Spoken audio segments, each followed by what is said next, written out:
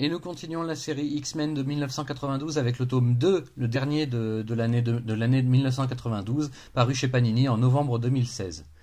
Lorsqu'une faille dimensionnelle apparaît soudain, les X-Men sont appelés à l'aide pour venir combattre face aux envahisseurs qui en sortent. Durant les combats, ils seront aspirés dans la faille et devront prendre part à une guerre entre deux factions d'un même peuple, ce qui divisera l'équipe sur les choix à faire et le parti à prendre. Des révélations sur la famille de Colossus sont au programme, ainsi que les retrouvailles avec son frère Michael.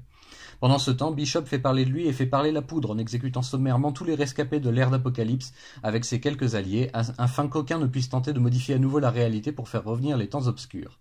Et comme un malheur n'arrive jamais seul, les X-Men de Tornade devront tenter d'arrêter leur nouvelle recrue avant qu'ils n'aillent bien trop loin au goût du groupe et de leur mentor.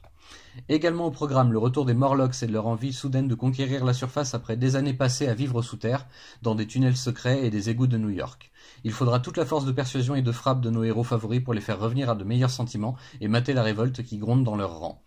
Enfin, le drama absolument fantastique et poignant autour du couple formé par Tornade et Forge, qui s'éloignent de plus en plus l'un de l'autre sans parvenir à se comprendre ou à se parler, provoquant ainsi une déchirure dans leurs sentiments et peut-être la fin de leur belle histoire si Mystique parvient à y mettre son grain de sel et de folie.